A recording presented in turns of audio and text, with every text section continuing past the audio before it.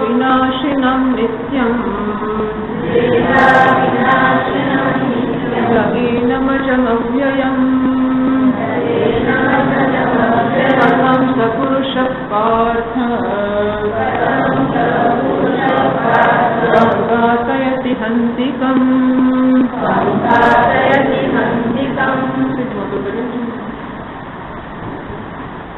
तो विशेषितस्य च विदुषः कर्म आक्षेपवचनात् कथं स पुरुषः इति तस्मात् विशेषितस्य अविक्रियात्मदर्शिनः विदुषः मुमुक्षुश्च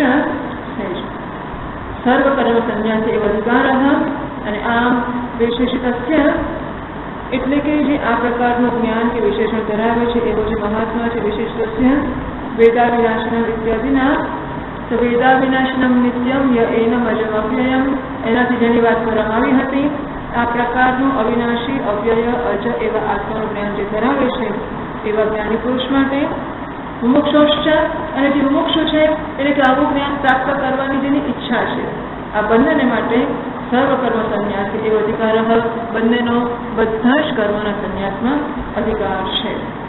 અતઃ એવા આ તમારા મતથી કહો છો કે ભગવાન પણ એવું કહે છે એને ભગવાન પણ આવું જ કહેવા માંગે છે. અતઃ એવા ભગવાન નારાયણ સાંખ્યા વિદુષ અવિદુષ કર્મેણ પ્રવિભજ્ય તો સાંખ્ય એટલે કે જ્ઞાનીઓ અથવા જ્ઞાન માર્ગે ચાલવાની ઈચ્છાવાળાઓ અવિદુષ કર્મિણ અને અજ્ઞાની જે કર્મીઓ છે. આમ અજ્ઞાની બે પ્રકારના છે. એક અજ્ઞાની છે અવિવેકી છે, બીજા અજ્ઞાની વિવેકી છે. અજ્ઞાની અને અવિવેકી એવા છે જે કર્મીઓ છે એમને માટે અને એમને પણ અવિવેકી તો નહીં કહેવાય કારણ કે કર્મયોગ કરવાની તૈયારી વાળા છે. તો કર્મયોગ અને યોગીના એટલે કે વિવેકી એવા પણ હોય છતાં અજ્ઞાની અને વિવેક એમના માટે કર્મયોગ થયો એટલે જ્ઞાનયોગ સાંખ્ય માટે અને કર્મનો ત્યાગ કરવાની તૈયારી વાળા વિવેકીઓ એવા અજ્ઞાની. એવું થયું કે એક તો અજ્ઞાની અવિવેકી છે જે ગીતામાં છે જ નહીં. અજ્ઞાની વિવેકી છે એને માટે કર્મયોગ છે. અજ્ઞાની છે અને વિવેકી છે એ વિવેકીમાં બે પ્રકાર થશે. એક વિવેકી છે એ કર્મના ફળનો ત્યાગ કરવા તૈયાર છે. બીજો વિવેકી છે એ કર્મનો ત્યાગ કરવા તૈયાર છે. અજ્ઞાની અને વિવેકી એમાં એક વિવેકી છે એ કર્મના ફળનો ત્યાગ કરવા તૈયાર છે એ કર્મયોગી થશે. જ્યારે અજ્ઞાની છે વિવેકી છે અને કર્મનો ત્યાગ કરવા માટે તત્પર છે એને અહીં વિવિધ શું કહેવામાં મોક્ષ કહેવામાં આવશે. સર્વકર્મ સંન્યાસી અધિકાર એનો સર્વકર્મના સંન્યાસનો અધિકાર છે.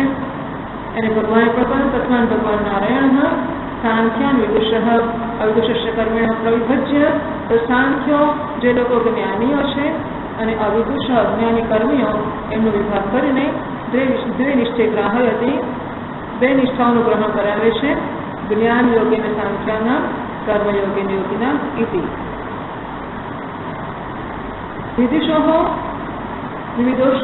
વિવિધિશોશ્ચ સંન્યાસ અધિકાર. આમ જ્ઞાની અને જ્ઞાન ઈચ્છાવાળો એ બંનેનો સંન્યાસનો અધિકાર છે. અવિદુષશ્ચ અને અજ્ઞાની છે એનો કર્મ અધિકાર છે એવો સ્પષ્ટ વિભાગ બનાવવામાં આવ્યો છે. અધિકારી ભેદેના નિષ્ઠાદ્વયમ ભગવતા વેદવ્યાસેના પ્રદર્શિતમ. ભગવાન વેદવ્યાસે પણ મહાભારતમાં આ પ્રકારે અધિકારીના ભેદથી બે નિષ્ઠાઓ બતાવી છે એવું કહે છે. અહીંયા ભાષ્ય આપે છે તથા ચ પુત્રાય ભગવાન વ્યાસઃ ભાવિમાવથ પંથાનૌ ઇત્યાદિ. તથા ચ અને આવું જ ભગવાન વેદવ્યાસે પણ કહ્યું છે. કોને કહ્યું છે? પુત્રને. સુખદેવ મહારાજ પોતાના પુત્ર છે એમને કહ્યું છે. એક તો ભગવાન વેદવ્યાસ છે એ અત્યંત મહાન સર્વજ્ઞ છે માટે એ કહે કશું ખોટું હોય જ નહીં. એ ઉપરાંત વળી એમના પુત્રને કહ્યું છે તો પુત્રને તો બધા પિતા ઉત્તમ વસ્તુ હોય કે શ્રેષ્ઠ વસ્તુ હોય એ જ કહે. તો વેદવ્યાસ છે પોતાના પુત્રને કહ્યું છે એટલે વેદવ્યાસે કહ્યું છે માટે પણ શ્રેષ્ઠ છે અને પુત્રને કહ્યું છે માટે પણ ઉત્તમ છે. એમણે શું કહ્યું છે? દ્વાવિમાવત પંથાનૌ. અહીં બે પ્રકારના માર્ગ છે. કયા બે માર્ગ છે? યત્ર વેદા પ્રતિષ્ઠિતા તો વેદ જ્યાં પ્રતિષ્ઠિત છે તેવા બે જાતના માર્ગ અહીં છે. અધ્યયન વિધિના સ્વાધ્યાય પાઠે ત્રૈવર્ણિકસ્ય પ્રવૃત્તિ અનંતરમ. તો સ્વાધ્યાય અધ્યેતવ્ય આ વેદનો વિધિ છે એ અનુસાર દરેક વ્યક્તિએ પોતાની શાખાના વેદનું અધ્યયન કરવું એવું વેદમાં કહેવામાં આવ્યું છે. એને અનુસરીને કઈ વર્ણિકસ્ય તો બ્રાહ્મણ, ક્ષત્રિય અને વૈશ્ય આ ત્રણેય કુમારો એ યજ્ઞકુળ ધારણ કરે, ગુરુકુળમાં જાય અને પોતાની શાખાના વેદનું અધ્યયન કરે. એમને પ્રવૃત્તિ અનંતરમ સ્વાધ્યાય પાઠ એટલે કે વેદનું અધ્યયન ગુરુકુળમાં કર્યું પછી ક્રિયામાર્ગ, જ્ઞાન માર્ગશ્ચ દ્વૌ માર્ગો અધિકારી વેદેન આવેદિતો ઇત્યર્થ. તો ક્રિયામાર્ગ અને જ્ઞાન માર્ગ ગુરુકુળમાં રહીને બ્રહ્મચારી અધ્યયન કરે વેદનું પછી, અને ક્રિયામાર્ગ અને જ્ઞાન માર્ગ આવા બે માર્ગ દર્શાવવામાં આવે છે.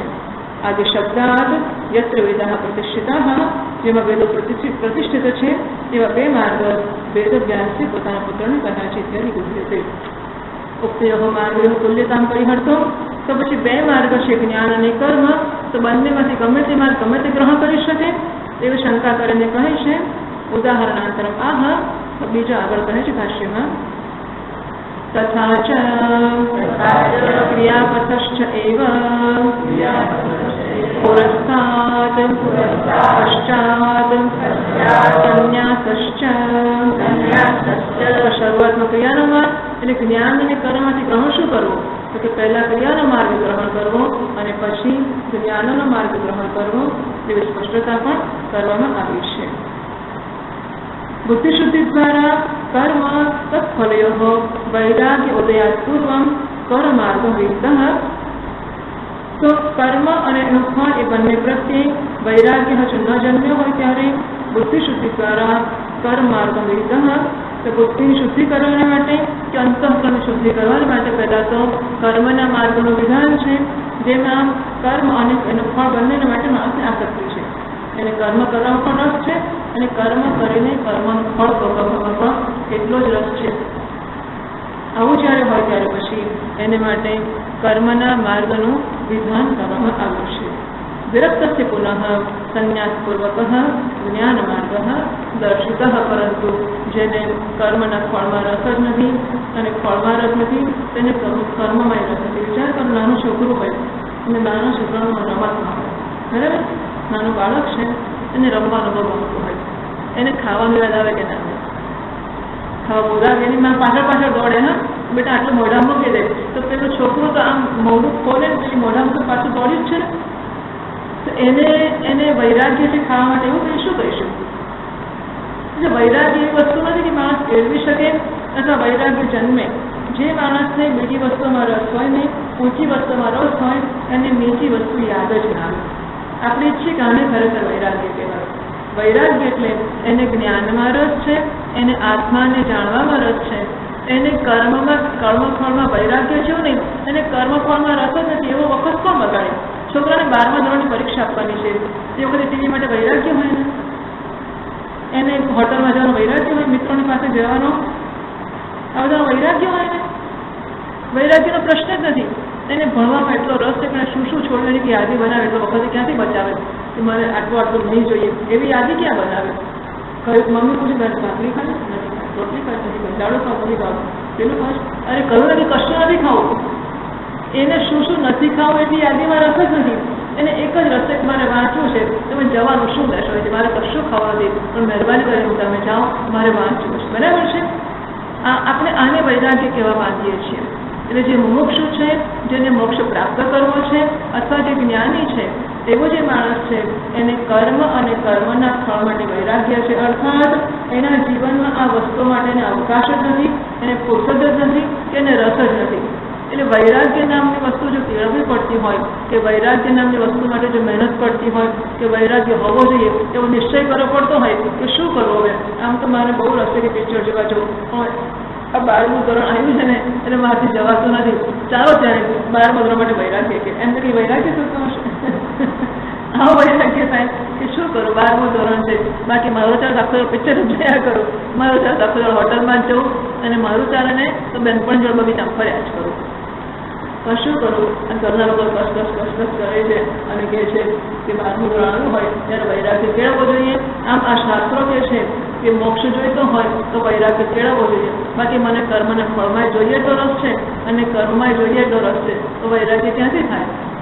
એટલે જુઓ, વૈરાગ્યનો અર્થ કે કર્મ ફળ કે કર્મમાં આસક્તિના અભાવનો અર્થ કર્મ ફળમાં આસક્તિનો અભાવ નથી અને કર્મમાં આસક્તિનો અભાવ પણ નથી. શું છે? એને ખાલી જ્ઞાનમાં રસ છે. એને માત્ર જ્ઞાનમાં, જ્ઞાનની સાધનામાં અને એને અનુકૂળ જે કંઈ હોય, શ્રવણ, મનન, નિધિધ્યાસન, ગુરુકુળમાં રહેવું, ગુરુજીની સેવા કરવી, હવે જે કંઈ આનુષંગિક વસ્તુઓ છે જ્ઞાનને માટેની, એ બધામાં એટલો રસ છે ને કે એના સિવાયની કોઈ વસ્તુ માટે એને માનસિક અવકાશ, ભૌતિક અવકાશ તો નથી જ, પણ માનસિક અવકાશ પણ નથી. એનું મન એનું વિચારવા માટે ઉપલબ્ધ જ નથી. ને બાજુ તો સમય જ નથી, પણ સમય મને આટા મારે કે ગમે તે કરે, પણ છતાં એનું મન છે ને આ બધાનો વિચાર કરવા ઉપલબ્ધ જ નથી. એ કોનું લગ્ન છે, ક્યાં કેટલો ચાંદલો કરીશું, અને એના મનને આ બધી ફુરસત જ નથી. એટલે રસ નથી, તો જ વૈરાગ્ય થઈ શકે. બાકી એમ નક્કી કરી ચાલો મેં તો શું કરવું, પછી તો નક્કી કરવું પડે, એ જુદી વાત છે. પરંતુ ખરેખર વૈરાગ્ય આવી વસ્તુ હોય એ ઈચ્છનીય છે. બુદ્ધિ શુદ્ધિ દ્વારા કર્મ તત્ફલયો વૈરાગ્ય પૂરમ, તો બુદ્ધિની શુદ્ધિ થાય જેના પરિણામે કર્મ માટે અને કર્મના ફળ માટે વૈરાગ્ય જન્મે. એની પહેલા કર્મ માર્ગનું વિદ્વાન છે. વિરક્ત છે પુનઃ સંન્યાસપૂર્વક જ્ઞાન માર્ગ દર્શિત, પણ જે વિરક્ત છે એના માટે સંન્યાસ લઈને પછી જ્ઞાન માર્ગનું અનુષ્ઠાન કરવું, આવો માર્ગ દર્શાવવામાં આવ્યો છે. સચ માર્ગ, આ જે જ્ઞાન માર્ગ છે તે ઇતરસ્માદ અતિશયશાળી એવી શ્રુતમ ઇતિહાસ. તો જ્ઞાન માર્ગ અને કર્મ માર્ગ બેમાંથી કયો સારો? હવે કયો સારો નહીં, જ્ઞાન માર્ગ એટલો બધો સારો છે કે કર્મ માર્ગ એની આગળ તો કે એનો કશો છે. ઇતરસ્માદ અતિશયશાળી, કર્મના માર્ગ કરતા અત્યંત ઉત્કૃષ્ટ છે આજે જ્ઞાનનો માર્ગ છે, સંન્યાસનો માર્ગ છે તે. ઉપનિષદમાં પણ કહેવામાં આવ્યું છે તૈત્તરીય આરણ્યકમાં સુવેદમાં તયો સંન્યાસ પદ એવ અતિરેચયતિ. આ બે માર્ગમાંથી કયો માર્ગ ચડિયાતો છે? તો બેમાંથી સંન્યાસનો માર્ગ છે એ અત્યંત ઉત્કૃષ્ટ છે. ન્યાસ એવ અતિરેચયત, સંન્યાસ ચડી ગયો. આવી વસ્તુ તૈત્તરીય આરણ્યકમાં પણ કહેવામાં આવી છે. ઉક્ત વિભાગે પુનરપી વાક્યશેષ આનુકૂલ્યમ આદર્શયતિ. આ વિભાગના વિશે વાક્યશેષ એટલે કે ગીતાના પછીના વાક્યો છે બધા પણ આવા જ અર્થને સપોર્ટ કરે છે કે એને સમર્થન આપે છે, આને જ અનુકૂળ છે એ હવે દર્શાવે છે. એવમ એવ પ્રમાણ એવમ છે કે એકમ છે, એકમ છે, પ્રતિક એવમ છે કે એવું હોવું જોઈએ. एतम एव विभागम पुनः पुनः दर्शयिष्यति भगवान. આ વિભાગ ભગવાન પણ ફરી ગીતામાં આટલા હવે તો બીજો અધ્યાય 4 શરૂ થયો છે એટલામાં કેટલી વાર તો બતાવી ગયા, છતાં હજુ પણ ગીતામાં વારંવાર ભગવાન દર્શાવશે. તેવા બે વિભાગ છે, કર્મ વિભાગ અને જ્ઞાન વિભાગ. અહંકાર વિમૂઢાત્મા છે વ્યાખ્યાનમ. તો અહંકાર વિમૂઢાત્મા કરતા હમિતે મન્ય તેવો શ્લોક આવવાનો છે, એની વ્યાખ્યા કરતા ભાષ્યકાર કહે છે અતત્વિત અહંકાર વિમૂઢાત્મા કરતા હમિતિ મન્યતે તત્વવિત્તુ નાહં કરોમીતિ. તો જે અજ્ઞાની પુરુષ છે, જે અહંકારને કારણે જેની બુદ્ધિ મૂઢ થઈ ગઈ છે, તેવો જે માણસ છે એ સમજે છે કે હું કરતા છું. એટલે અજ્ઞાની છે એટલે આમાં વર્ણન તો એવું હોય છે કે જો માણસને સ્વતંત્રતા હોય તો કોઈ દાડો અહંકાર ના કરે અને કોઈ દાડો કર્તૃત્વ ના કરે, કારણ કે એને તો મૂળ અને એટલા બધા અપશબ્દો વપરાય છે એને માટે કે પેલા ઘરે રાખવામાં આવું મૂળ છું તો તમારે કર્મ કરવું જ નથી, કર્તૃત્વ રાખવું જ નથી, પણ શું કરું, કર્તૃત્વ છૂટતો નથી. એટલે આ મૂળતાને જાણ્યા પછી એટલીસ્ટ એવું થિયોરેટિકલી તો થાય કરે રામ રામ મારે કઈ કોટીમાં આવવું છે, મૂળની કોટીમાં આવવું છે કે અમૂળની કોટીમાં આવવું છે. કોઈને ના જ ગમે કે મૂળની કોટીમાં આવીએ, પણ શું કરીએ, ભજ ગોવિંદમ ગોવિંદમ ભજ મૂળ મતે. શંકરાચાર્ય મહારાજ જે 2-4 અપશબ્દ આવડે છે એમાંનો એક શબ્દ છે એ મૂળ, એ મૂર્ખ. મૂળ શબ્દ છે ને એ મોહ ધાતુમાંથી જ બને છે, કર્મભૂત ગોદંત ધ પાસ્ટ પેસિવ પાર્ટિસિપલ એ મોહ ધાતુના, એટલે કે બુદ્ધિ મોહિત થઈ જવી. ધર્મ સમૂળ છે તાહા, આ જે મૂળ છે એ સમૂળ છે એ જ ભગવાન ભાષ્યકાર આપણે કરે છે. તો એ કહે છે અતત્વિત તો એ ભગવાનનો શબ્દ છે. અહંકાર મૂઢાત્મા કરતા તે માન્ય તે જે અતત્વ જ્ઞાની છે, એટલે કે તત્વને નથી જાણતો, તત્વને ઉલટી રીતે જાણે છે, એવો જે માણસ છે તે જ તે અહંકારને કારણે જે વિમૂઢ થઈ ગયો છે, જેનો આત્મા અંતઃકરણ, અહંકારને કારણે વિમૂઢ થઈ ગયેલા અંતઃકરણ વાળો જે માણસ છે તે પોતાને હું કરતા છું એવું માને છે. તત્વવિદ તો તત્વજ્ઞાની શું માને છે? નાહમ કરોમિતિ, એ તો કહે છે કે હું કાંઈ જ કરતો નથી. અહંકાર તત્વવિદ સ્થિતિ શ્લોકમાં કાર્ય તાત્પર્યાંત સંભળાતે નાહમ કરોમિતિ. પૂર્વને ક્રિયાપદ શબ્દ સંબંધિત ઇતિ માન્યતે એવું સમજી લેવાનું. નિરસ્ત અધિકૃત્ય વાક્યાંતરમ પઠતી. તો આ મૂર્ખ લોકોની વાત કરી કે મૂળ લોકોની વાત કરી કે એ લોકો પોતાને કરતા માને છે અને જ્ઞાની પોતાને અકર્તા, હું કરતો નથી એવું માને છે. તો વિરક્ત છે એ શું કરે છે? એટલે કે છે આગળ તથા ચ સર્વકર્માણિ મનસા સંન્યાસ્યાસ્તે ઇત્યાદિ, બધા જ કર્મોનો મનથી સંન્યાસ કરીને રહે છે એવું પણ કહેવામાં આવ્યું છે. આદિ શબ્દ તસ્ય શ્લોક છે શેષ સંગ્રહાર્થ. સર્વકર્માણિ મનસા સંન્યાસ્યાસ્તે સુખમ વશી નવદ્વારે પૂરેતિ નૈવ કુર્વન ન કારયન. એ શ્લોક છે એ આત્માને સમજી લેવો. અવિક્રિયાત્મજ્ઞાનાત કર્મ સંન્યાસે દર્શિતે. આત્મા અવિક્રિય છે અને એનું એવું જ્ઞાન થાય કે આત્મા કર્મમાં વિક્રિય છું, તો શું થાય? એનાથી કર્મ સંન્યાસ થાય. કારણ કે ખબર પડી કે હું વિક્રિય છું, હું ગમે એટલી ક્રિયાઓ કરીશ તો મારામાં કોઈ ફેરફાર થવાનો જ નથી. જો ખબર પડે કે આ જે માણસ છે એને ગમે એટલું ભણાવીશું, જે 12મા ધોરણમાં 34 થી 35 ટકો લાવશે નહીં, તો મહેનત કરીએ એની પાછળ. જે માણસ ગમે તેટલી મહેનત કરીએ 34 થી 35 ટકો ના જ લાવવાનો હોય તો મહેનત શું કામ કરીએ? બરાબર ને? એ વચ્ચે જ્ઞાની પુરુષ છે એ ગમે તેમ કરો તો પણ કારણ કે એને અવિક્રિય આત્માનું જ્ઞાન થઈ ગયું છે માટે કર્મ સંન્યાસ જ દેવાનો છે અને કર્મ કરવાનો જ નથી. તો પછી એવું દર્શાવે ત્યારે મીમાંસકો ન મત, એટલે હવે એને માટે મીમાંસકો ન મત તે કર્મ કરે કે નહીં એ બતાવે છે કે જ્ઞાની પુરુષે કર્મ કરવું જોઈએ કે ના કરવું જોઈએ. તત્ર કેચિત પંડિતમ મન્યાઃ વદન્તિ જન્માદિ ષડ્ભાવ વિક્રિયારહિતઃ અવિક્રિયઃ અકર્તા એકઃ અહમ આત્મા ઇતિ ન કસ્યચિત જ્ઞાનમ ઉત્પદ્યતે યસ્મિન સતિ સર્વકર્મ સંન્યાસઃ ઉપદિશ્યતે. કેટલાક લોકો પંડિતમ મન્યાહ, પંડિત એટલે પંડિત, પંડિતમ મન્યાહ એટલે જે પંડિત નથી અને પોતાને પંડિત માને છે એનું નામ છે પંડિતમ મન્યાહ.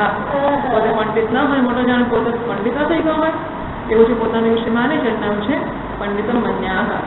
ખબર ના પડે સારા માણસને આપણે કીધું પંડિતમ મન્યાહ આવે એને ખુશ થઈ જાય છે મને પંડિત કયો.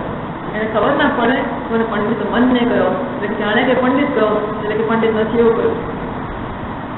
પંડિતમ મન્યાહ એ લોકો શું કહે છે? એ કહે છે કે જન્માદિ ષડભાવ વિક્રિયારહિતઃ અસ્તિ જાયતે વર્ધતે અપક્ષ્યતે વિપરિણમતે અપક્ષ્યતિ વિનશ્યતિ. આવા જે ભાવ ધરાવનારા પદાર્થોના 6 વિકારો કહ્યા છે એ 6 વિકારોથી રહિત એવો આત્મા છે. અવિક્રિય વિકાર વગરનો છે, અકર્તા કર્તૃત્વ વગરનો છે, એક છે એવો આત્મા હું છું. ભાષ્યકાર મહારાજે શું કહ્યું ને વેદાંતિએ શું કહ્યું કે આવા આત્માનું જેને જ્ઞાન થાય તે અકર્તા બની જાય, એ કર્મ કરી શકે નહીં. આ પંડિત મન્યા લોકો કહે છે કે પણ આવો આત્મા છે એનું જ્ઞાન કોઈને થાય જ ના. આત્મા આવો છે એનું જ્ઞાન કોઈને થાય જ ના. જો જ્ઞાન થાય યસ્મિન સતી જો જ્ઞાન થાય તો સર્વકર્મ સંન્યાસનો ઉપદેશ કરી શકાય. આવું જ્ઞાન કોઈને થાય જ ના ને તો ચિંતા જ ક્યાં રહી કે સર્વકર્મનો સંન્યાસ કરી શકાય. બરાબર. આત્મનઃ જ્ઞાન ક્રિયાશક્તિ આધારત્વેન અવિક્રિયતો અભાવાદ અવિક્રિય આત્મજ્ઞાન સંન્યાસ કારણીભૂતમ ન સંભવતી અર્થ. મીમાંસકોનો મત એવો છે કે જ્ઞાનરૂપી ક્રિયાની શક્તિનો આધાર આત્મા છે. આત્મા જ અવિકારી હોય ને તો અવિકારી આત્માનું જ્ઞાન થાય. પણ મીમાંસકોના મતે જ્ઞાનની પ્રાપ્તિ પણ ક્રિયા છે. એટલે જો એ જ્ઞાન પ્રાપ્ત કરે તો એટલી પણ ક્રિયા એનામાં થશે. તો કેવી રીતે કહેવાશે કે ક્રિયાનો આધાર હોઈને આત્મા અવિક્રિય છે. અવિક્રિય આત્મા હોય તો એનું જ્ઞાન થાય, એનું જ્ઞાન થાય તો સંન્યાસ થાય. પરંતુ અવિક્રિય છે નહીં આત્મા, માટે એનું એવું પણ જ્ઞાન પણ નહીં થાય, માટે સંન્યાસ પણ નહીં થાય. યથોક્ત જ્ઞાન અભાવ. જો મીમાંસક આવું કહેતો હોય તેને એવો પ્રશ્ન પૂછવામાં આવે છે કે તમે કહો છો કે અવિક્રિય આત્માનું જ્ઞાન કોઈને નાશ થઈ શકે, એનું શું કારણ? વિષય અભાવ. વિષય એટલે અવિક્રિય. જેમ કે ઘડાનું જ્ઞાન પ્રાપ્ત થવાનું હોય, કોઈ કહે ઘડાનું જ્ઞાન થઈ જ ના શકે. શું કામ ના થઈ શકે? ઘડો નથી માટે એક કારણ એ થાય, ઘડો નથી માટે આત્મા ઘડાનું જ્ઞાન ના થાય. અથવા તો આંખો નથી તોય ઘડાનું જ્ઞાન ના થાય. બરાબર. ઘડાનું જ્ઞાન થાય જ નહીં એમ જેમ તમે કહેતા હોય તેના બે કારણ હોઈ શકે. એક તો ઘડો નથી માટે ના થાય, બીજું ઘડાને જાણવાનું પ્રમાણ એટલે કે આંખો નથી માટે જ્ઞાન ના થાય. તમે કહો છો કે અવિક્રિય આત્માનું જ્ઞાન ના થઈ શકે, તો શાથી ના થઈ શકે? અવિક્રિય આત્મા નથી માટે ના થઈ શકે, કે પછી એને માટે કોઈ પ્રમાણ નથી માટે ના થઈ શકે? તો પહેલો વિકલ્પ વિષય અભાવ અથવા એને દૂષિત કરતા ભાષ્યકાર કહે છે તન્ના ન જાયતે ઇત્યાદિ શાસ્ત્રોપદેશ આનર્થક્ય પ્રસંગાત. જો તમે એમ કહેતા હોય કે આનો કોઈ વિષય નથી, આત્માના જ્ઞાન માટે વિષય, જેમ કે ઘડાના જ્ઞાન માટે વિષય નથી એમ કહેતા હોય, એવી રીતે આત્માના જ્ઞાન માટે વિષય નથી એમ કહેતા હોય તે વાત ખોટી છે. કારણ કે ન જાય તે જોઈએ તેવા તો ગીતામાં કહી ચૂક્યા છે, ખોટું પડી જશે. જો તમે એમ કહેતા હોય કે આત્મા નથી આવો અજન અવિકારી એવો, તો શાસ્ત્રનું વાક્ય છે એ ખોટું પડી જશે, અનર્થક થઈ જશે. એટલા માટે અવિક્રિય આત્મા અભાવ, અવિક્રિય આત્માનો અભાવ છે એવું નહીં કહી શકાય. કારણ કે ન જાયતે ન મ્રિયતે વગેરે જે શાસ્ત્ર વાક્ય છે એ વાક્ય આપ્ત વાક્ય છે, શાસ્ત્રનું છે અને ભગવાનનું વાક્ય છે, અને માટે પ્રમાણ છે. પ્રમાણસ્ય અંતરેણ કારણમ અનર્થક્ય યોગા અયોગાદ. તો કંઈ કારણ વગર શાસ્ત્રના વાક્યને અનર્થક કરી દેવું એ કોઈ રીતે યોગ્ય નહીં થાય. દ્વિતીયમ પ્રતિ. તો બીજો પક્ષ એવો હતો કે એને જાણવા માટે પ્રમાણ નથી માટે જ્ઞાન ના થાય. તો તમે એવું કહેશો કે આત્માના જ્ઞાન માટે કોઈ પ્રમાણ નથી, તેનો જવાબ આપે છે ભાષ્યકાર યથાચ શાસ્ત્રોપદેશ સામર્થ્યાત ધર્મ અસ્તિત્વ વિજ્ઞાનમ. જેવી રીતે શાસ્ત્રના સામર્થ્યથી કોઈ ધર્મ છે કે નહીં, સ્વર્ગ છે કે નહીં, સ્વર્ગને માટેનું સાધન શું છે, કેવી રીતે અગ્નિહોત્ર કરવો, આ બધી વસ્તુનું જ્ઞાન કેવી રીતે થાય છે? આપણે જાણવાનું કોઈ સાધન તો છે જ નહીં કે આપણા પૈસા ખર્ચીને કોઈને ખવડાવવું, એનાથી પુણ્ય થશે. મારા પૈસા તો અત્યારે ઓછા થઈ જશે તો પુણ્ય થશે, પછી મને પૈસા મળશે, પછી હું સુખી થઈશ. અત્યારે પૈસા જાય તો સુખી થઈ જ જાઉં ને, બરાબર ને? અત્યારે મારી પાસે પૈસા છે, હું સુખી છું, એ પૈસા આપી દઉં, અને પછી પુણ્ય થશે, પછી ભગવાન મને પૈસા આપશે, પછી હું સુખી થઈશ. આમાં ખાતરી છે. શાસ્ત્ર કહે છે અને પ્રમાણ માનીને આપણને ધર્મનું જ્ઞાન થતું હોય છે. યથાચ શાસ્ત્રોપદેશ સામર્થ્યાત ધર્મ અસ્તિત્વ વિજ્ઞાનમ. ધર્મના હોવાનું જ્ઞાન એ શાસ્ત્રને કારણે જ થતું હોય છે. પારલૌકિક કર્મની સામર્થ્ય સિદ્ધમ વિજ્ઞાનમ ઉદાહરતી. તો પારલૌકિક કર્મવિધિ, પરલોકની એટલે સ્વર્ગની પ્રાપ્તિ કરાવનારા જે કર્મો છે એ કર્મને માટેનું સામર્થ્ય વિધિ સામર્થ્ય સિસ્ટમ. તો કર્મનો વિધિ અગ્નિહોત્ર યજ્ઞ આ પ્રકારે કરીશું તો સ્વર્ગ પરલોકમાં મર્યા પછી મળશે, એને શી ખાતરી, કેવી રીતે જાણી શકાય? એટલે એનાથી જે જ્ઞાન સિદ્ધ થાય છે એ ભાષ્યકાર બતાવે છે. કર્તુશ્ચ દેહાંતર સંબંધી જ્ઞાનમ ચ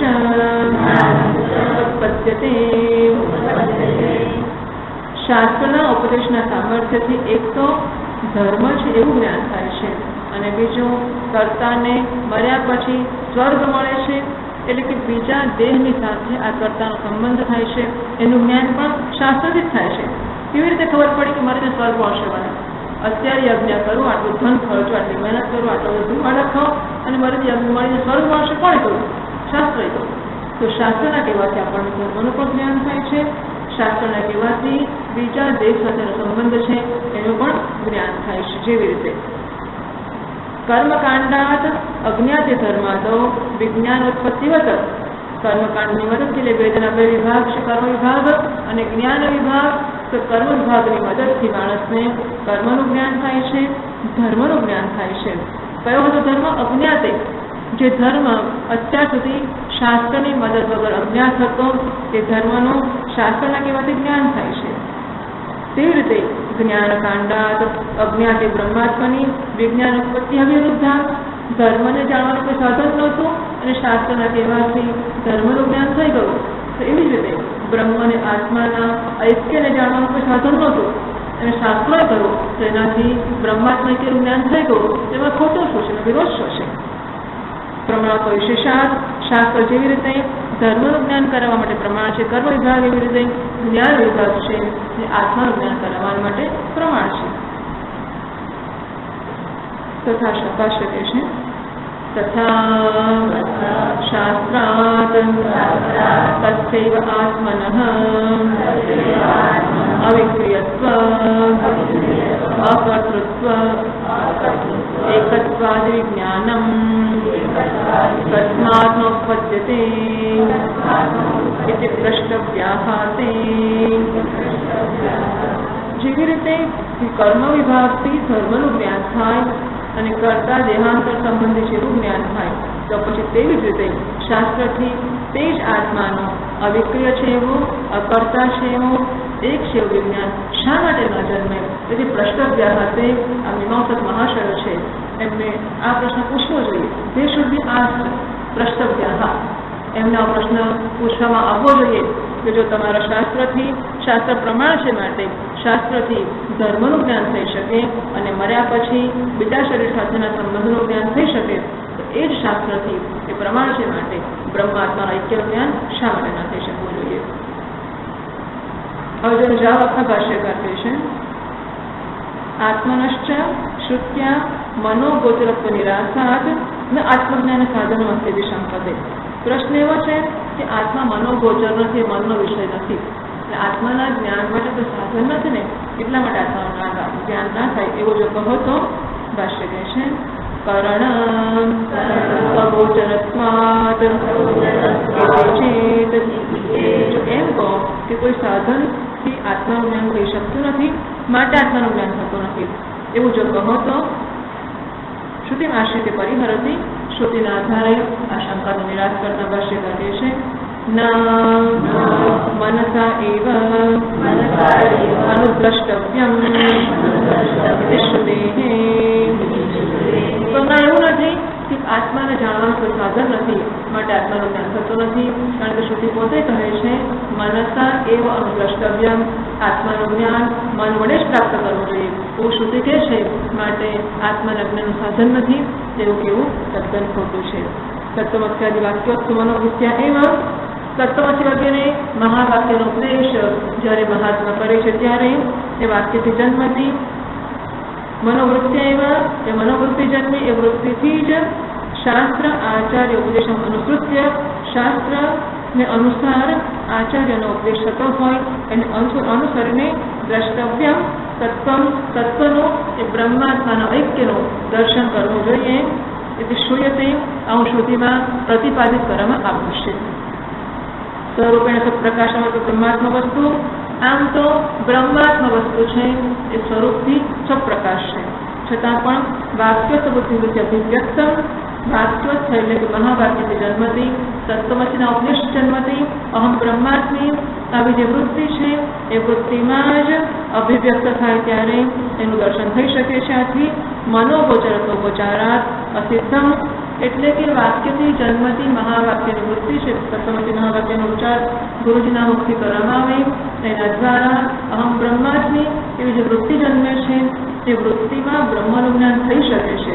માટે મન એ બ્રહ્માસ્મિ જ્ઞાન માટેનું સાધન બની શકે છે. શ્રુતિ પોતે કહ્યું છે માટે ઉપચારાત અસિદ્ધમ કરણ ઔપચારત્વમ અને માટે કોઈ સાધન જ નથી આત્માના જ્ઞાન માટે એમ કહેવું ખોટું છે.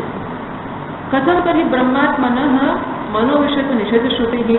તો કેમ કહ્યું છે કે મનથી ન તત્ર મનો ગચ્છતિ ન વાક ગચ્છતિ ન તત્ર ચક્ષુર ગચ્છતિ ન વાક ગચ્છતિ ન મનઃ ચક્ષુમાં જતી નથી, વાણી જતી નથી, મન જતું નથી. એમ મનથી બ્રહ્મનું જ્ઞાન થઈ શકતું નથી તેવું પણ શ્રુતિમાં કહ્યું છે. એવું સાથે કહ્યું છે. તો કહે છે અસંસ્કૃત મનોવૃત્તિ અવિષય વિષય સાહિત્ય મનમાં નવતન આહાર.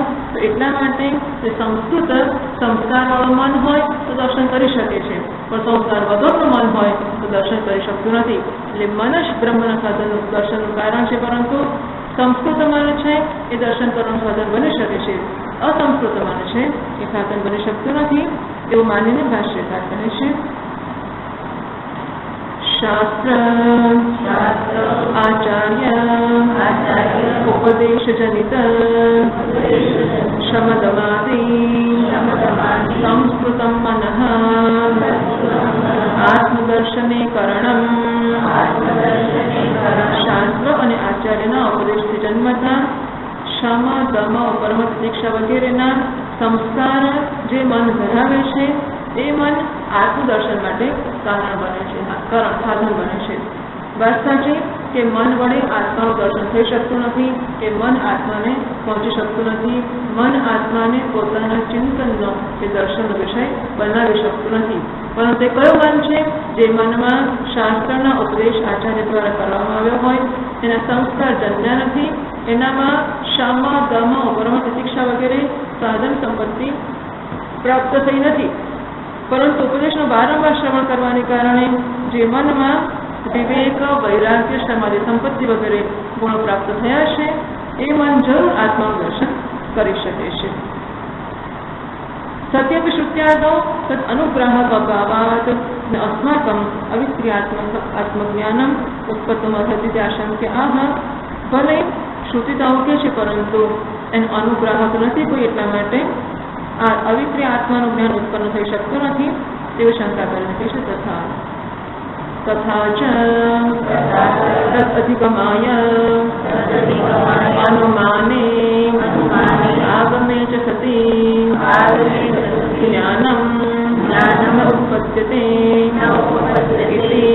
ઇતિ સાહસમાત્રમ એતત.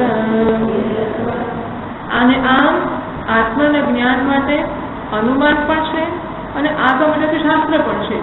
અનુમાન કહે છે કે આત્મા કરતા છે તો ભોગતા કેવી રીતે બની શકે, આત્મા દુઃખી છે તો સુખી કેવી રીતે બની શકે.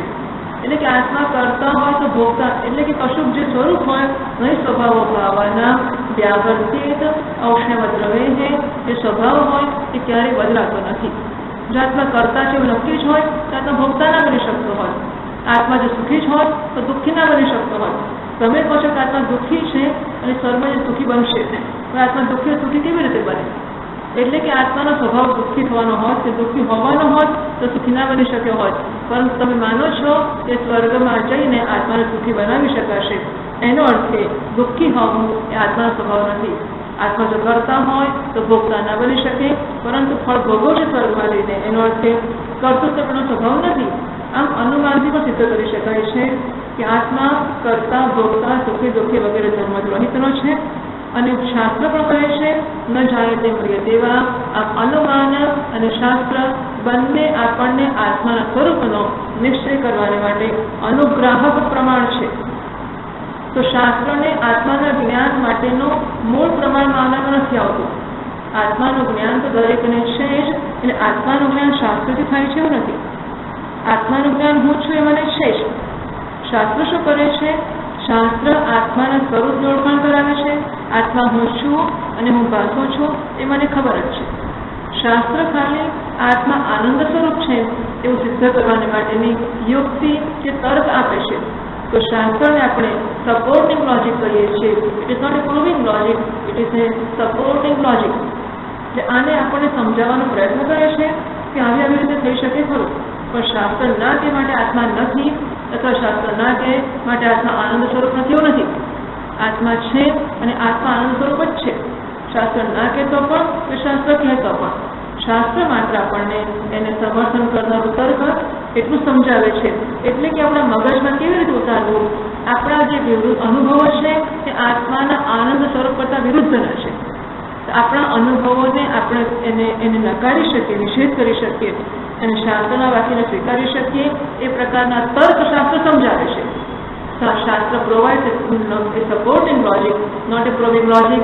શાસ્ત્ર આપણને સમજ પડવા માટેના મદદરૂપ તર્ક આપે છે. આત્મા આનંદ સ્વરૂપ છે અને સિદ્ધિ કરનારા તર્ક શાસ્ત્ર પણ આપી શકતું નથી. અને છતાં પણ એટલે તદધિગમાય અનુમાને આગમ સતી જ્ઞાન ઉત્પદ્યતે. તો આમ આત્માના જ્ઞાન માટે અનુમાન અને શાસ્ત્ર આવા પ્રમાણો છે, છતાં પણ જ્ઞાન નથી જ થતું. આવું કેવું સાહસ માત્ર એ તત્વ, આ તો મહાન સાહસ છે કે દુસ્સાહસ છે. તમે કેવી રીતે કહી શકો કે આંખો પણ છે, પ્રકાશ પણ છે, આંખમાં દોષ નથી અને સામે વસ્તુ છે, તો જ્ઞાન તો ના જ થાય. આવું કહેવાય કે ના કહેવાય? આંખો પણ છે, પ્રકાશ પણ છે, વસ્તુ પણ છે, આંખો નિર્દોષ છે અને છતાં જ્ઞાન નથી થતું. આવું કેવું એ તો સાહસ જ છે. એવી રીતે આત્મા અવિક્રિય છે જ, એને જાણવા માટેનું પ્રમાણ પણ છે અને જ્ઞાની પુરુષ એને માટે શુદ્ધ અંતઃકરણ પણ ધરાવે છે. એનામાં જ્ઞાન વૃત્તિ જન્મે છે, છતાંય કેવું કે આત્માનું જ્ઞાન થઈ જ ના શકે, તો એ તો સાહસ જ છે. સત્ય વિક્રિય આત્માના અધિગત્યર્થમ વિમત વિકારણ આત્મકર્મ વગેરે. સત્ય માને મયમ ન ભાતી દિવસ પ્રમાણ હોય ને પ્રમેયનું જ્ઞાન ના થાય, એના જેમ આમ કેવું એ બી યોગ્ય નથી. નનો યથોક્ત જ્ઞાનમ ઉત્પન્નમપી સ્થાનાય ઉપાદાનયવાન હોતી કોતો અસ્ય ફલવત્વમ તત્ર આહ. હવે ઠીક છે, પણ આત્માનું જ્ઞાન થાય તો શું? એવું છે કે અગ્નિહોત્રનું જ્ઞાન થાય તો અગ્નિહોત્ર યજ્ઞ કરી શકીએ અને સ્વર્ગને પ્રાપ્ત કરી શકીએ. તો આપણને એવું જ્ઞાન થાય મારી બે આંખો છે તો શું થશે? અત્યાર સુધી ખબર હતી કે મારે બે આંખો છે, હવે મને ખબર પડી કે મારે બે આંખો છે, તો શું થાય કે ફેર પડશે? શું કરવાનું?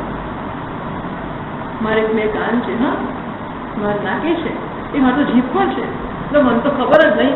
હવે મને કંઈ જ્ઞાન થઈ ગયું, મારે બે આંખો છે, મારે બે કાન છે, મારે નાક છે, મારે જીભ છે, તો મને જ્ઞાન થયો. તો એ જ્ઞાન પછી મારે કરવાનું છે, કારણ કે કરવું એ તો મારા જીવનનો મૂળભૂત સિદ્ધાંત છે કે કશું કરવું તો પડે જ ને, પણ હાન અને ઉપાદાન કશું ગ્રહણ કરવું પડે, કશું ત્યાગ કરવું પડે. કશું કરી અગ્નિહોત્ર યજ્ઞ કરીએ તો સ્વર્ગ મળે. ખીચડી બનાવી જાણીએ, પછી ખીચડી બનાવીએ, પછી ખીચડી ખાઈએ તો પેટમાં પડે તો પેટ ભરાય. ખીચડી બનાવી જાણી લઈએ, પછી કશું છોડવાનું નહીં, કશું કરવાનું નહીં, કશું પકડવાનું નહીં, તો એનાથી પુરુષાર્થની સિદ્ધિ કેવી રીતે થાય? એવી રીતે આ તમારા અવિક્રિય આત્માના જ્ઞાન પછી કશું ભાન એટલે કે છોડવું, ઉપાદાન એટલે ગ્રહણ કરવું. તો આત્માનું જ્ઞાન ઉત્પન્ન થયા પછી પણ કશું ત્યાગ કે કશું ગ્રહણ કરાવનારું તો છે જ નહીં. તો પછી આત્માનું જ્ઞાન કંઈક ફળવાળું કહેવાય કેવી રીતે? આત્માના જ્ઞાનથી ફળ શું મળશે? જે આપણે કહ્યું કે આંખો છે જ્ઞાન પ્રાપ્ત થશે તો ફળ શું મળશે? બરાબર છે. નાક છે જ્ઞાન પ્રાપ્ત થાય તો ફળ શું મળે? એમ આત્મા છે જ્ઞાન પ્રાપ્ત થયું તો ફળ શું મળશે? એટલે ભાષ્યકાર કહે છે જ્ઞાનમ ચ ઉત્પદ્યમાનમ તદ્વિપરીતમ અજ્ઞાનમ અવશ્યમ બાધતે ઇતિ અભ્યુપગંતવ્યમ તચ્ચ અજ્ઞાનમ દર્શિતમ હંતાહમ હતોસ્મિ ઇતિ ઉભૌ ન વિજાનીતઃ ઇતિ અત્ર ચ આત્મનઃ મનનક્રિયાયાઃ કર્તૃત્વં કર્મત્વં હેતુકર્તૃત્વં ચ અજ્ઞાનકૃतं દર્શિતમ. જ્ઞાનમ ચોત્પદ્યમાનમ, તો જ્ઞાન ભાન કે ઉપાદાન કરાવશે કે નહીં, જ્ઞાનથી ફળ શું મળશે? તો કહે છે જ્ઞાન ચત્પદ્યમાનમ, જ્ઞાન જેવું ઉત્પન્ન થશે ને એટલે તરત જ તદ વિપરીતમ અજ્ઞાનમ અવશ્યમ બાધતે. જ્ઞાન કશું કામ કરાવે એવું છે કે હાન કે ઉપાદાન એટલે ગ્રહણ કે ત્યાગ કરવો ને એને માટે અંદર કીડો તો ખરો જ ને, તો શું છોડો તો સુખ મળશે અને શું પકડો તો સુખ મળશે. એટલે અંદર અધૂરપની લાગણી છે કે ઇનએડિક્વસી કે અપૂર્ણતાનું ભાન છે, એ જ કશુંક છોડવા કે કશુંક પકડવા માટે પ્રેરણા કરશે અને મને એવો વહેમ કરાવશે કે આટલું છોડીશ કે આટલું પકડીશ એટલે મને આનંદ થઈ જશે, પૂર્ણતા મળી જશે. પરંતુ જેવું જ્ઞાન જન્મશે એવું મારું જે વિપરીત જ્ઞાન છે કે હું અધૂરો છું એને જ પહેલાં તો મારી નાખશે. હું અધૂરો છું કે અપૂર્ણ છું એ જ્ઞાનનો જ હું બ્રહ્મ છું કે પૂર્ણ છું એ જ્ઞાનથી બહાર થઈ જશે. તમે મને કહો કે મારે શું પકડવું અને શું છોડવું એ જરૂર રહેશે જ નહીં, બરાબર ને? હું ભૂખ્યો છું અને મારે ખાવું છે તો મારે જાણવું પડે કે આ ખાવું કે પેલું ખાવું. મારું પેટ ભરાયેલું જ છે, મારે ખાવાની જરૂર નથી. પછી તમે કહો ખબર પડશે કે પેટ ભરાઈ ગયું, પછી તમે ખાશો શું અને નહીં ખાશો શું? તો ખાવાનું કે ના ખાવાનું રહ્યું તો મારું પેટ જ ભરાઈ ગયું, બરાબર ને? મને જ્ઞાન થયું કે મારું પેટ ભરાઈ જ ગયું છે, પછી શું ખાવું કે શું ના ખાવું, ખાવામાં શું ગ્રહણ કરવું શું ત્યાગવું એ પ્રશ્ન રહેતો જ નથી, કારણ કે હું ભૂખ્યો છું એવા વહેમનો જ બાદ થઈ ગયો. એમ હું પૂર્ણ બ્રહ્મ જેવું જ્ઞાન થયું એની સાથે હું અધૂરો છું એ પ્રકારનું જે અજ્ઞાન છે એનો બાદ થઈ ગયો. અને માટે એ અભ્યુપગંતવ્ય એવું સ્વીકારવું જ પડશે કે જ્ઞાન જન્મ એની સાથે વિપરીત જ્ઞાનનો અવશ્ય બાદ થઈ જાય છે. કયું અજ્ઞાન? એ દર્શાવ્યું હંસા અહમ હતોસ્મી, હું હણનારો છું, હું હણાયેલો છું. એથી ઉભમ કૌર વિજાનીત, એટલે કે જે એમ માનતો હોય હું હત્યારો છું, જે એમ માનતો હોય હું હણાવ છું. આ બંને જણા જાણતા નથી. આ અજ્ઞાનનું સ્વરૂપ છે કે પકડવું ને છોડવું. હંતા તો ક્રિયા એક દાખલો જ છે, પકડવાની પ્રક્રિયા છે, છોડવાની પ્રક્રિયા છે. જે એમ માને કે હું પકડું છું, જે એમ માને કે હું પકડાવું છું, જે એમ માને કે હું છોડું છું, જે એમ માને કે હું છોડાવું છું. આ બંને જણા સમજતા જ નથી કે હું કોણ છું અને હું શું કરવાનું માગું છું. તો કહી ચૂક્યા છે આપણે આગળ. અત્ર ચ આત્મનઃ હનન ક્રિયાયા કર્તૃત્વમ. એમાં કહ્યું હતું શું? તો કે આવું કહ્યું હતું કે આત્મા હનન કે હળવાની ક્રિયાનો કર્તા છે, કર્મત્વમ કર્મ છે, હેતુ કર્તૃત્વમ છે. જે હળવાની ક્રિયાનો કર્તા આત્મા હોય, હળવાની ક્રિયાનું કર્મ, કર્મ એટલે આપણને ખબર છે ઓબ્જેક્ટ જે હણાય છે તે, પછી ઇન્જર્ડ ઓર કિલ્ડ. તો હણનારો આત્મા નથી, હણાનારો આત્મા નથી. અને હેતુ કર્તૃત્વ એટલે હણવાની ક્રિયા કરાવનારો, ઘાતયતી. એ મારનારો પણ નથી, માર ખાનારો પણ નથી, અને કોઈના દ્વારા બીજાને મરાવે એવું કરનારો પણ આત્મા નથી. અને જે બધું થાય તે બધું કેવું છે? અજ્ઞાનમૃતમ દર્શિતમ. હું માનવો કે હું હણું છું, હું હણાવું છું, કે હણવાની ક્રિયા કરાવું છું, બધું તો અજ્ઞાનથી જ જન્મેલું છે. વિવાદમ જ્ઞાન અભાવ ન ભવતી ઉપાદાનત્વાત વિવાદિવતી ભાવ. એટલે હવે જ્ઞાનનો અભાવ રહેશે જ નહીં. નનો હનન ક્રિયાયા નહિંસા નિષિદ્ધત્વા સત્કર્તૃત્વાદ જ્ઞાનકૃતેપી વિહિતક્રિયા કર્તૃત્વાદેન તથા આત્મવિતિ ન ઇત્યાહ તચ્ચ. સાર્વભાષ્ય કહે છે આગળ. તચ્ચ સર્વક્રિયાસુ અપી સમાનમ કર્તૃત્વાદેહે અવિદ્યાસુ તત્વમ અવિક્રિયત્વાદ આત્મનઃ. આ જે છે હનન ક્રિયા વિશે જે કહ્યું કે આત્મા હણવાની ક્રિયાનો કરતા નથી, આત્મા હણવાની ક્રિયાનું કર્મ નથી, અને આત્મા હણવાની ક્રિયા માટે હેતુ કરતા એટલે કે કારણતા કે કરાવનારો પણ નથી. એ વસ્તુ બધી ક્રિયા માટે સરખી જ છે. હણવાની ક્રિયા માટે છે એવું નથી. કર્તૃત્વાદે હે અવિદ્યા કૃતત્વમ, કારણ કે કર્તૃત્વ જ અવિદ્યામાંથી જન્મ્યું છે. કઈ ક્રિયાનું કર્તૃત્વનો પ્રશ્ન જ નથી આવતો. કર્તૃત્વ પોતે જ અજ્ઞાનમાંથી જન્મ્યું છે. એટલા માટે કેમ એવું છે? કારણ કે અવિક્રિયત્વાદ આત્માનઃ, આત્મા અવિક્રિય છે. માટે આત્મામાં કોઈ પણ ક્રિયા હોય તો અજ્ઞાનથી જન્મી છે, અને માટે એક પણ ક્રિયા આત્મામાં સંભવતી જ નથી. આત્માના જ્ઞાન પછી શું પકડવું અને શું છોડવું એનો પ્રશ્ન તો આવી શકતો જ નથી. કરતા ન હોય તો કઈ નહીં, કાર્ય તો હોય કે ના હોય. તો ભાષ્યકાર કહેશે વિક્રિયાવાન હિ कर्ता आत्मनः कर्मभूतम् अन्यं प्रयोजयति गुरु इति। तो એવું છે કે વિક્રિયાવાન જે કરતા હોય અને વિક્રિયાવાન હોય એ જ બીજા પોતાના કર્મભૂતમ, એટલે હું કરતા છું, આ મારું કર્મ છે, આમ the subject, this is the object. હું કરતા છું અને આ એક ફળ હોય તો એને ખાવાનું, એ ફળ મારા ખાવાનો વિષય છે, એ કર્મ છે. તો જે વિકાર પામતો હોય એ જ પોતે કરતા બને અને બીજું જે પોતાનું કર્મ હોય એને પ્રેરણા કરે, બીજા તું જઈને આટલું કર. તો એ કરતા વિકારી હોય તો જ કોઈ કર્મને એ કશાકમાં જોડાવાની પ્રેરણા કરી શકે. ગુરુતિ આત્માની કર્તૃપરી પ્રતિભાનસ્ય અનાદિ અનિર્વાચ્યમ અજ્ઞાનમ ઉપાદાનમ. આત્મામાં કર્તૃત્વનું ભાન થવું, જો હું કરતા છું, મારે આ તો કરવું જ જોઈએ, આ મારું કર્તવ્ય છે, આ તો અવશ્ય કરીશ, આ પ્રકારનું જે ભાન છે તે એનું ઉપાદાન કયું છે? અનાદિ અનિર્વાચ્યમ અજ્ઞાનમ ઉપાદાનમ. જેમ માટીમાંથી ઘડો બન્યો છે તો ઘડાનું ઉપાદાન માટી છે, એવી રીતે હું કરતા છે પ્રકારના કર્તૃત્વનું ઉપાદાન પણ છે અનાદિ અનિર્વાચ્યમ અજ્ઞાનમ, એટલે માટી જ ઘડા રૂપે દેખાય છે, એમ અજ્ઞાન જ કર્તૃત્વ રૂપે દેખાય છે. ઉપાદાન એટલે ઉપાદાનથી સ્વતંત્ર આ ઘડાનું અસ્તિત્વ નથી, માટીથી સ્વતંત્ર ઘડાનું અસ્તિત્વ નથી, એવી રીતે અનાદિ અનિર્વાચ્ય અજ્ઞાનથી સ્વતંત્ર કર્તૃત્વનું અસ્તિત્વ છે જ નહીં. અને માટે અજ્ઞાન હોય ત્યાં સુધી કર્તૃત્વ હોય, અજ્ઞાન ના હોય તો કર્તૃત્વ હોઈ જ ના શકે. તો નિવૃત્તિષ્ઠ તત્વજ્ઞાન રીતે ઉત્તમ, અને અજ્ઞાન નિવૃત્તિ એ તત્વજ્ઞાનથી થઈ ગઈ તો કર્તૃત્વ કેવી રીતે હોઈ શકે? એટલે કે માટી જતી રહી તો ઘડો કેવી રીતે રહી શકે? અજ્ઞાન જતું રહ્યું તો કર્તૃત્વ કેવી રીતે રહી શકે?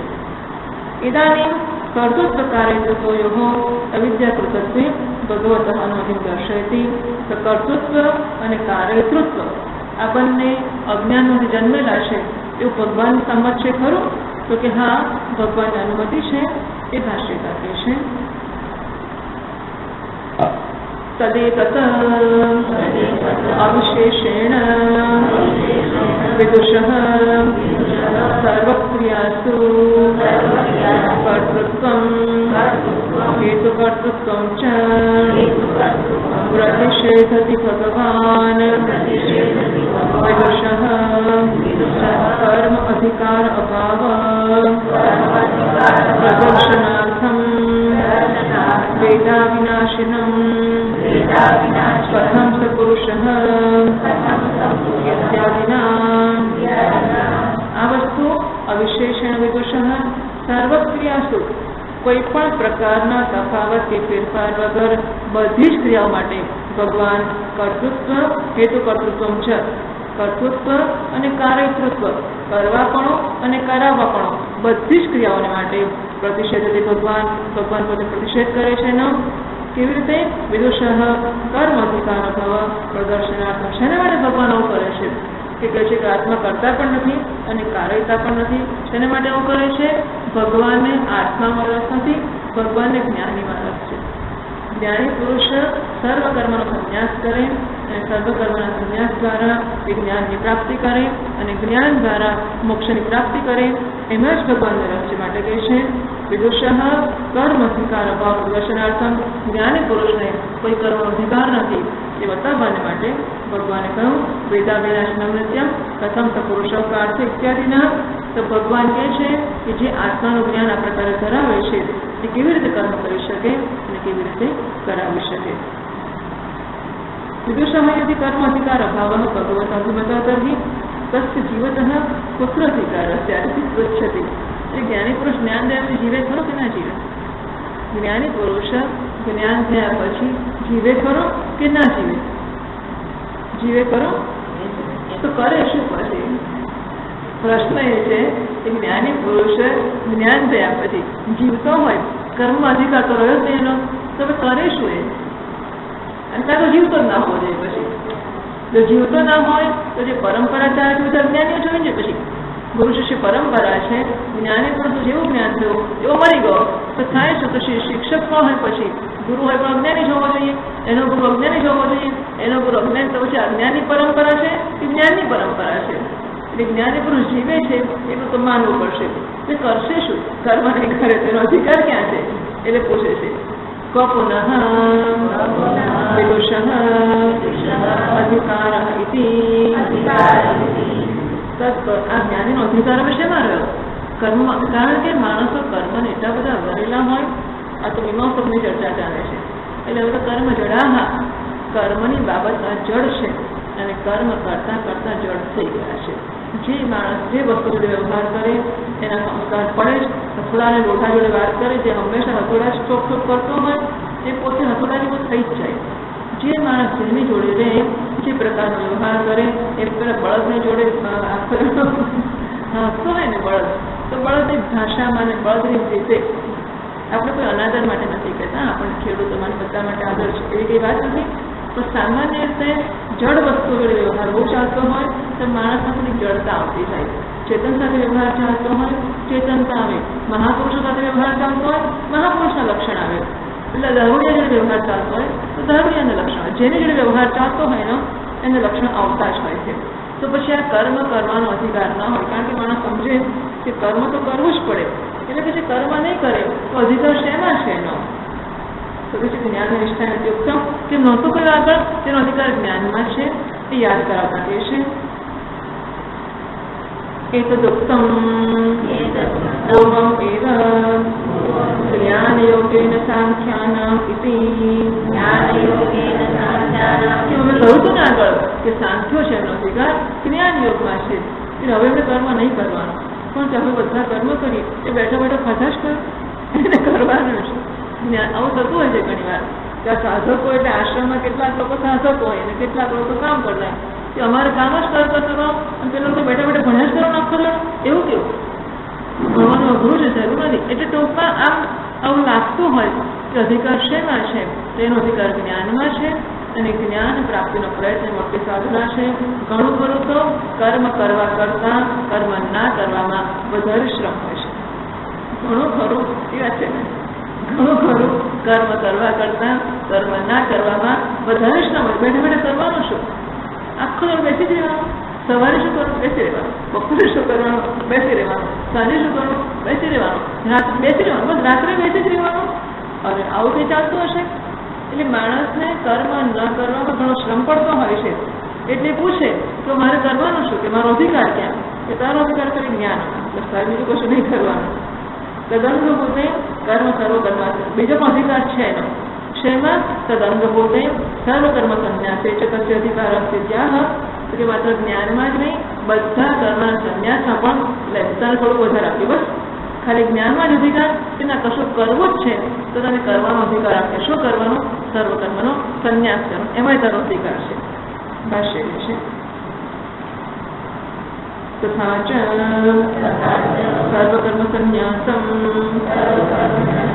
વક્ષ્યતિ સર્વકર્માણિ મનસા ઇત્યાદિના. માત્ર જ્ઞાનમાં જ નહીં, જ્ઞાન પ્રાપ્તિ માટે સાધન રૂપ એવા સર્વકર્મના સંન્યાસમાં પણ એનો અધિકાર છે. તો ક્યાં કહ્યું છે તમે? તો કે સર્વકર્માણી મનસા સંન્યાસ ત્યાંથી સુખમ વશી. આ જે શ્લોક આપવાનો છે આગળ એમાં અમે કહેવાના છીએ કે બધા કર્મનો ત્યાગ કરવાનો એનો અધિકાર છે. વક્ષ્યમાણે વાક્ય સર્વકર્મ સંન્યાસ ન પ્રતિભાતી. તો એ શ્લોકમાં એવું કહ્યું છે સર્વકર્માણી મનસા સંન્યાસ ત્યાંથી સુખમ વશી. એટલે શું કહ્યું છે? બધા કર્મનો મનથી ત્યાગ કરીને એ સુખે રહે છે. બરાબર?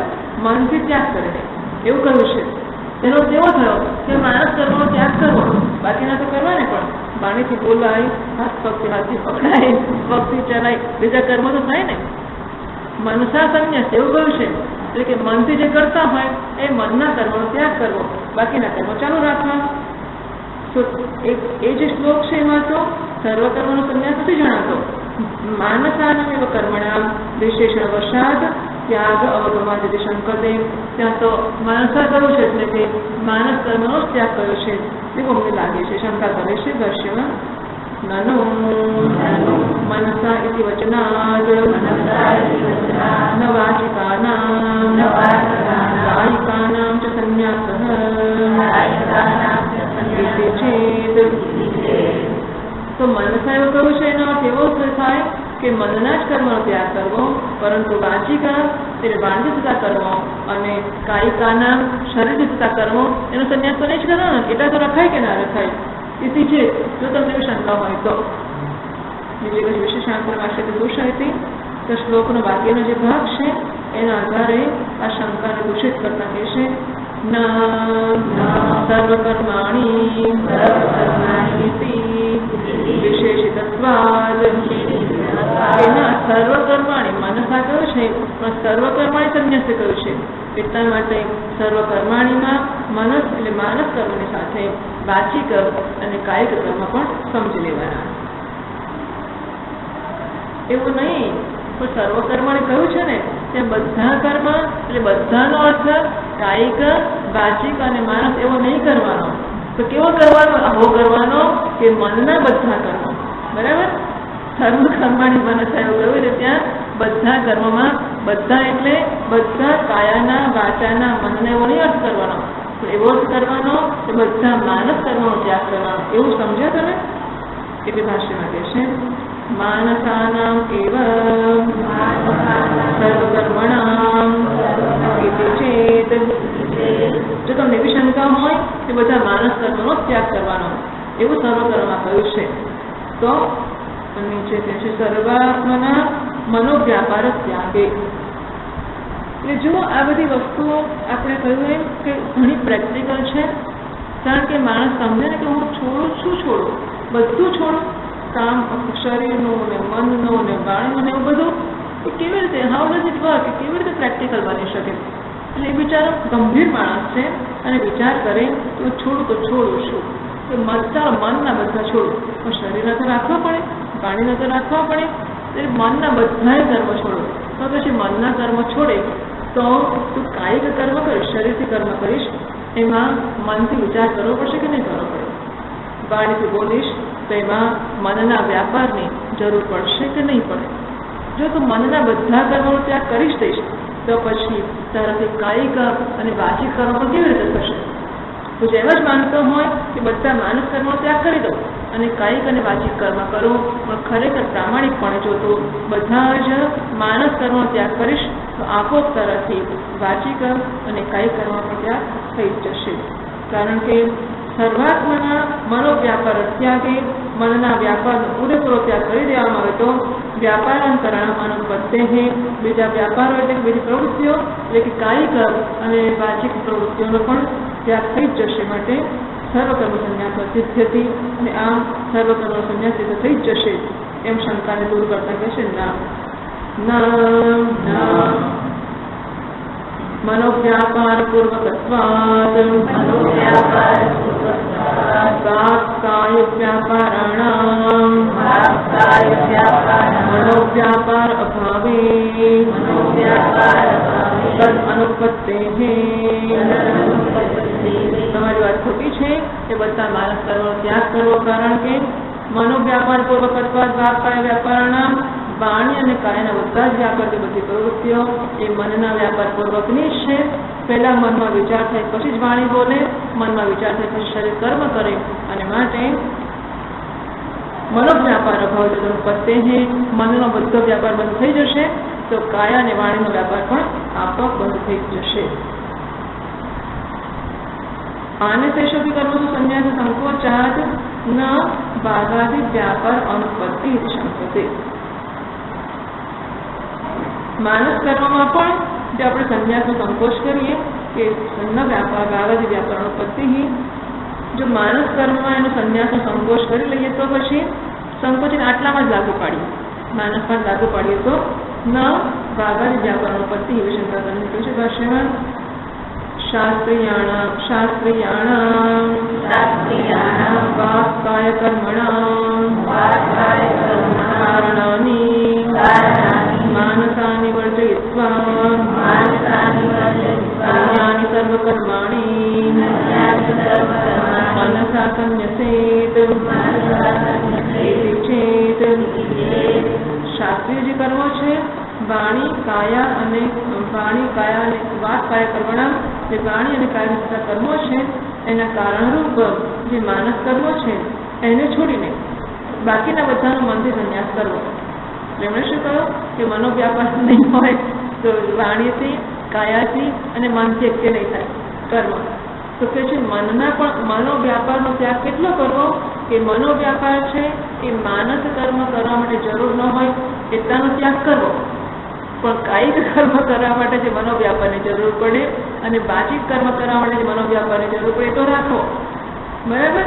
મનોવ્યાપારનો ત્યાગ કરવો એમાં માનસ કર્મ માટે જરૂરી છે એટલા મનોવ્યાપારનો ત્યાગ કરવો, અને કાયિક કર્મ કરવાનો જે મનોવ્યાપાર કરવા માટે જરૂરી મનોવ્યાપાર છે અને વાચિક કર્મ કરવા માટે મનોવ્યાપાર જે જરૂરી છે એ તો રાખી મૂકીએ.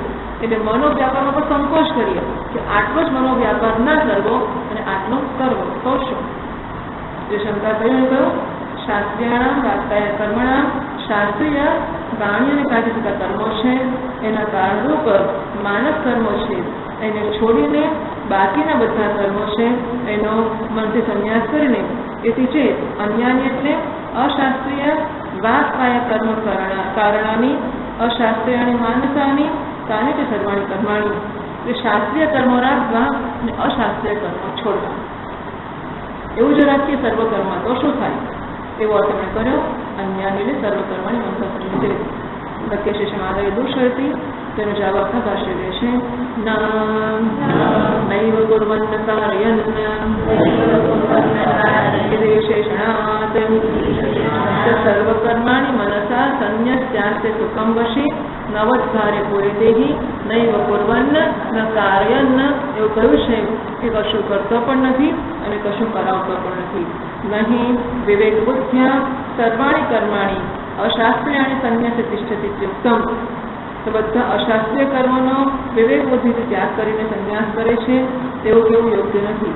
નૈવ કુર્વન્ન ઇત્યાદિ વિશેષણસ્ય વિવેક બુદ્ધિશ્ચ ત્યાગ હેતો તુલ્યત્વાદિત્યર્થ. કશું કરતો નથી વિશેષણ છે એમાં તો વિવેક બુદ્ધિ પણ ત્યાગનો હેતુ છે એવું સરખું જ કહ્યું છે. ભગવદ અભિમત સર્વકર્મ સંન્યાસસ્ય અવસ્થા વિશેષે સંકોચન દર્શન ના શંકતે. તો વળી બીજી એક શંકા કરે છે કે મરવા પડ્યો ને માણસ ત્યારે કર્મ ત્યાગ કરાવી દેવો, બાકી જીવતો હોય ત્યારે કર્મનો ત્યાગ ના કરવો. કેટલી બધી અગવડ પડે છે ને કર્મના ત્યાગ માટે. એટલે માણસ ક્યાંકથી કશો રસ્તો કાઢવા માંગે છે તો કંઈક તો કરો ને, પણ જીવતા સુધી તો કરો ને, પણ મનથી તો કરો ને, પણ વાણીથી તો કંઈક કશો. કર્મનો વિરોધ નથી. ફરી એકવાર કર્મનો વિરોધ નથી. કર્મની પાછળ જે અધૂરોપનું ભાન છે એનો વિરોધ છે. માણસ શું કરે શું ના કરે, ક્યારે કરે, કેટલો કરે, કેવું કરે, કશાનો જ્ઞાની પુરુષ બધું જ કરે છે. તમે ને હું જે કંઈ વ્યવહાર કરીએ છીએ એ બધા જ વ્યવહાર કદાચ તમારા અને મારા કરતાં વધારે સારી રીતે અને કદાચ વધારે વિતરસથી, વધારે પાછળ પડીને, વધારે તત્પરતાથી જ્ઞાની પુરુષ કરે છે. એટલે કર્મના સંન્યાસમાં કર્મ કરવું કે ના કરવું એની જાજી ચિંતા નથી. ચિંતા કઈ છે? અધૂરપના ભાનમાંથી જન્મતું કર્મ, કર્તૃત્વથી જન્મતું કર્મ, એનાથી પૂર્ણ થવાની આશાથી જન્મતું કર્મ છે. એની સામે જ બધી ચર્ચા જેવું સમજવું જોઈએ. એટલે ભાષ્યકાર કહે છે સર્વકર્મ સંન્યાસોયમ ભગવતા ઉક્તઃ મનુષ્યતઃ અજીવતઃ ઇતિ ચેત. ભગવાને આ સર્વકર્મનો સંન્યાસ જે કહ્યો છે ને એ તો મરતા માણસ માટે કહ્યો છે. ન જીવત જીવતો ત્યાં સુધી નહીં, મરવા હવે લાગે કે મરવાની તૈયારીમાં જ છે તો સંન્યાસ કરાવી. આ પણ સંન્યાસનું વિધાન છે કે મરતે તો સંન્યાસ લઈ લેવો, ત્યાં સુધી બધા કર્મ થાય એટલા કરી ખાઈ લેવી. જે મરવાનો વાર આવી જ ગયો છે એ આઈડિયા સારો કરો કે નહીં બોલો? અત્યારથી વૈરાગ્ય કરવો, અત્યારથી સંન્યાસ લેવો અને પછી મરીએ તો મોક્ષ થાય. એના કરતાં જીવતા સુધી ખાઈ પછી લહેર કરવી. મળશે તો સંન્યાસ લઈ લેવો, પછી કશું ખાવું નહીં, બધું બરાબર 90-95 વર્ષ પર તૈયારી છે ચાલે છે તો પરમદાસ મરવાની તૈયારી છે તો સંન્યાસ લઈ લેવો. પછી કશા ભોગની ચિંતા જ નથી આપણને તો મોક્ષ થઈ જાય. તો ભોગથી મુક્તિ બંને મળી જાય કે નહીં? જીવતા સુધી ભોગ મળે અને મર્યા પછી મોક્ષ તો મળી જાય તો મજા પડી જાય ને.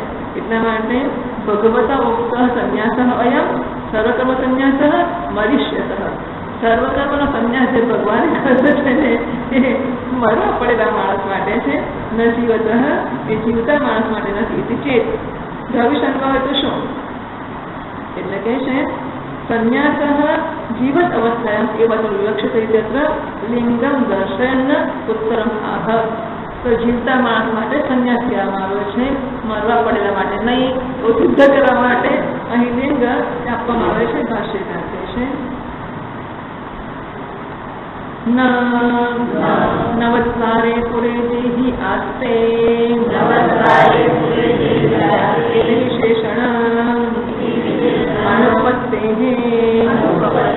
तो श्लोक में कहू है सर्वकर्माणि मनसा संन्यस्य आस्ते। आस्ते रहे छे, बैठे छे क्या? सुखम वशी नवद्वारे पुरे। બધા કર્મનો મનથી ત્યાગ કરીને આ જે જ્ઞાની પુરુષ છે કે દેહી છે તે પોતાના નવદ્વારવાળા શરીરમાં સુખપૂર્વક રહે છે। એ મરી નથી જતો, શરીરમાં રહે છે। તો સ્પષ્ટ કહ્યું છે કે જીવતા માણસ માટે સંન્યાસ છે, મરતા માટે નથી।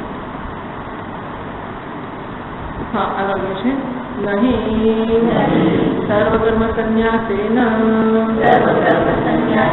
મૃતસ્ય तद्देहे आसनं संभवति। બધા કર્મનો સંન્યાસ કરી દે અને પછી મરી જાય, પછી શરીરમાં કેવી રીતે રહી શકે? બરાબર, સર્વકર્મનો સંન્યાસ કરે અને પછી મરી જાય, તો મર્યા પછી આ શરીરમાં ના રહી શકે, એટલા માટે જીવતો છે ત્યારે જ સંન્યાસનું વિધાન છે। તો પાછી બધી શંકા કરે છે अपूर्वतः अकारणतश्च देहे संन्यस्य इति सम्बन्धः न देहे आस्ते इति चेत् तो अपूर्वतः अकारणतश्च जे कशुं करतो पण नथी अने जे कशुं करावतो पण नथी, एमां आ श्लोकनो अन्वय केवी रीते करवो? सर्वकर्माणि मनसा संन्यस्य आस्ते सुखम वशी नवद्वारे पुरे देहि नैव कुर्वन्न कार्यन्न। तो सर्वकर्माणि संन्यस्य आस्ते आવું કહ્યું છે। અને સર્વકર્માણિ મનસા સંન્યસ્ય નવદ્વારે પુરે દેહે આસ્તે નવનગરમાં શરીરમાં રહે છે। બરાબર, નવદ્વારે પુરે દેહે આસ્તે નવદ્વારવાળા નગરમાં રહે છે। આવો અન્વય સામાન્ય રીતે કરવામાં આવે છે। પણ એવું તો કહી શકાય નહીં કે સર્વકર્માણિ મનસા દેહે સંન્યસ્ય, દેહે આસ્તે દેહમાં રહે છે એવું કહેવાને બદલે દેહે સંન્યસ્ય બધા જ કર્મોને એ દેહમાં મૂકે છે, દેહમાં રાખે છે અને પછી રહે છે, એવું ના કહેવાય। અન્વય તો ગમે એમ ફાવે એમ કરી શકાય ને, એટલે આપણે એવો અન્વય કરીએ તો અપૂર્વતઃ અકાર્યતશ્ચ, એ કરતો પણ નથી, કરાવતો પણ નથી। દેહ સંન્યાસ્ય, એ દેહમાં સંન્યાસ કરે તો એનો અર્થ એમને મૂકવું પ્રક્ષેપણ। તો સંન્યાસ એટલે દેહમાં મૂકીને એવો સંબંધ, એવો અન્વય કરવો, દેહે આસ્તે એવો ના કરવો, દેહે સંન્યાસ એવો કરવો। આપણે શું કહ્યું? નવદ્વારે પૂરે દેહે આસ્તે નવદ્વારવાળા નગરમાં રહે છે એવો અર્થ કરે। સર્વકર્માણિ મનસા સંન્યસ્ય, બધા કર્મને છોડ્યા પછી નવદ્વારવાળા નગરમાં એ સુખેથી રહેશે એવો જ આપણે કર્યો છે। સામાન્ય અર્થ એવો થાય છે શ્લોકનો। તો તમને અક્કલ નથી, આવો અર્થ ના કરાય। એવો અર્થ કરાય સર્વકર્માણિ મનસા સંન્યસ્ય, ક્યાં? મનસા દેહે સંન્યસ્ય, બધા કર્મનો મનથી દેહમાં સંન્યાસ કરીને પછીનો શ્લોક તમે સારો અન્વય કરી લો। તમને દેહે આસ્તે દેહમાં રહે છે એટલે દેહે સંન્યાસ એવો અન્વય કરવો, દેહે આસ્તે એવો ન કરવો। છે જો તમને આવી શંકા હોય તો જવાબ આપે છે न सर्वत्र आत्मनः अविक्रियत्वावधारणात् आसनक्रियायाश्च अधिकरण अपेक्षत्वात्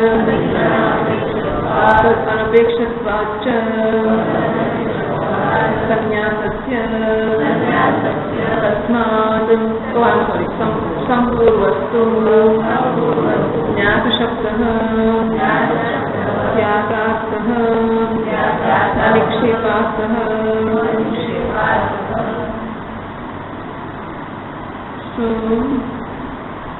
विवेकवशात् अशेषाणि कर्माणि देहे यथोक्त निक्षिप्य कुर्वन् कार्यं विद्वान् तिष्ठते तथा च देहे कर्माणि संन्यास सर्वकारणशब्दमात्रमिति सम्बन्धसम्भवात् विशेषणस्य सति देहे कर्मत्याग विषयत्व अभावात् जीवतः सर्वकर्मत्यागो नास्ति। जैसा पूर्वत इत्यादि पूर्वत्रैव सम्बन्धनीयं लिङ्गसिद्धि चोद्यं तो देह सन्न्यस्यति आरभ्य अन्वयम्।